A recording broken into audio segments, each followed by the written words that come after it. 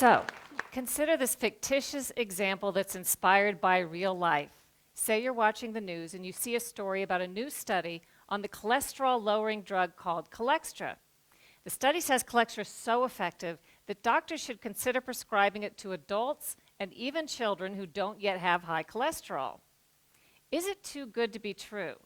You're smart, you decide to do some of your own research. You do a Google search, you consult social media, Facebook and Twitter, you look at Wikipedia, WebMD, a nonprofit website, and you read the original study in a peer-reviewed published medical journal. It all confirms how effective Cholextra is.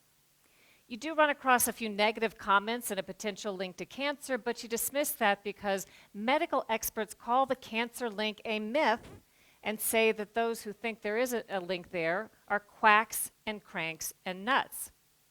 Finally, you learn that your own doctor recently attended a medical seminar. The lecture that he attended confirmed how effective Cholextra is, so he sends you off with some free samples and a prescription. You've really done your homework.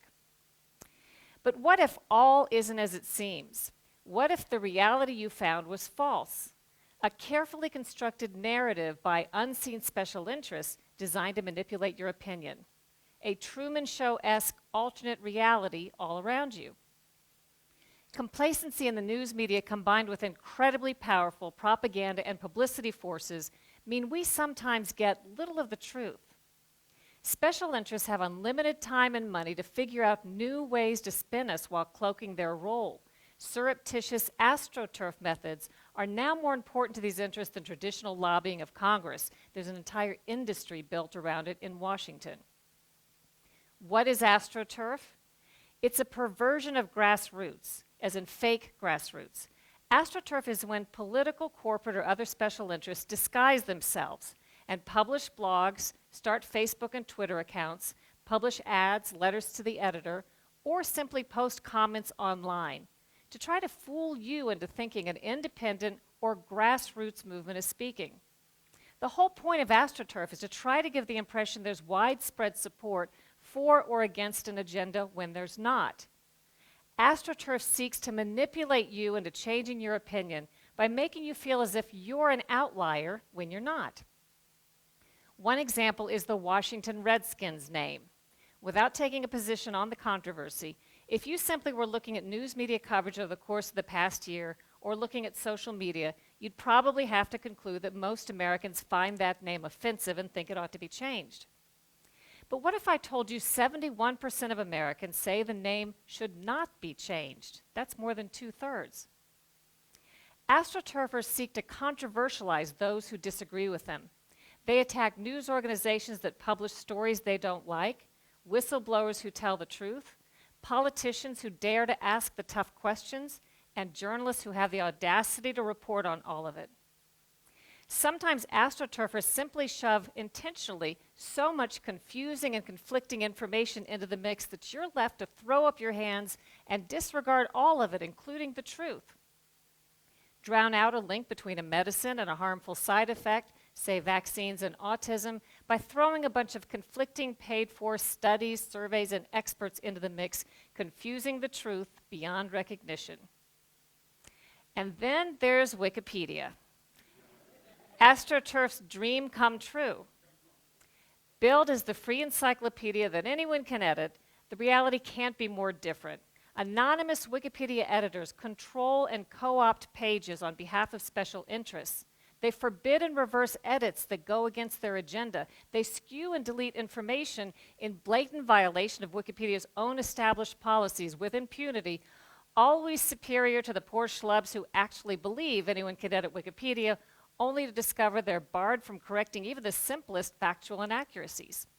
Try adding a footnoted fact or correcting a fact error on one of these monitored Wikipedia pages and poof, sometimes within a matter of seconds you'll find your edit is reversed. In 2012, famed author Philip Roth tried to correct a major fact error about the inspiration behind one of his book characters cited on a Wikipedia page. But no matter how hard he tried, Wikipedia's editors wouldn't allow it. They kept reverting the edits back to the false information. When Roth finally reached a person at Wikipedia, which was no easy task, and tried to find out what was going wrong, they told him he simply was not considered a credible source on himself. A few weeks later, there was a huge scandal when Wikipedia officials got caught offering a PR service that skewed and edited information on behalf of paid, publicity-seeking clients in utter opposition to Wikipedia's supposed policies. All of this may be why, when a medical study looked at medical conditions described on Wikipedia pages and compared it to actual peer-reviewed published research, Wikipedia contradicted medical research 90% of the time. You may never fully trust what you read on Wikipedia again, nor should you. Let's now go back to that fictitious Colextra example and all the research you did. It turns out the Facebook and Twitter accounts you found that were so positive were actually written by paid professionals hired by the drug company to promote the drug. The Wikipedia page had been monitored by an agenda editor also paid by the drug company. The drug company also arranged to optimize Google search engine results, so it was no accident that you stumbled across that positive nonprofit that had all those positive comments. The nonprofit was, of course, secretly founded and funded by the drug company. The drug company also financed that positive study and used its power of editorial control to omit any mention of cancer as a possible side effect. Once more, each and every doctor who publicly touted Colextra or called the cancer link a myth, or ridiculed critics as paranoid cranks and quacks, or served on a government advisory board that approved the drug, each of those doctors is actually a paid consultant for the drug company. As for your own doctor, the medical lecture he attended that had all those positive evaluations was, in fact, like many continuing medical education classes, sponsored by the drug company. And when the news reported on that positive study, it didn't mention any of that. I have tons of personal examples from real life. A couple of years ago, CBS News asked me to look into a story about a study coming out from the nonprofit National Sleep Foundation. Supposedly, this press release coming out said, the study concluded we are a nation with an epidemic of sleeplessness and we don't even know it, and we should all go ask our doctors about it. A couple of things struck me about that. First, I recognized the phrase, ask your doctor, as a catchphrase promoted by the pharmaceutical industry. They know that if they can get your foot through the door of the doctor's office to mention a malady, you're very likely to be prescribed the latest drug that's marketed. Second, I wondered how serious an epidemic of sleeplessness could really be if we don't even know that we have it. Right? It didn't take long for me to do a little research and discover that the National Sleep Foundation nonprofit and the study, which was actually a survey, not a study, were sponsored in part by a new drug that was about to be launched onto the market called Lunesta, a sleeping pill. I reported the study as CBS News asked, but of course I disclosed the sponsorship behind the nonprofit and the survey so that viewers could weigh the information accordingly. All the other news media reported the same survey directly off the press release as written without digging past the superficial. It later became an example written up in the Columbia Journalism Review, which quite accurately reported that only we at CBS News had bothered to do a little bit of research and disclose the conflict of interest behind this widely reported survey. So now you may be thinking, what can I do? I thought I'd done my research. What chance do I have separating fact from fiction, especially if seasoned journalists with years of experience can be so easily fooled? Well, I have a few strategies that I can tell you about to help you recognize signs of propaganda in Astroturf.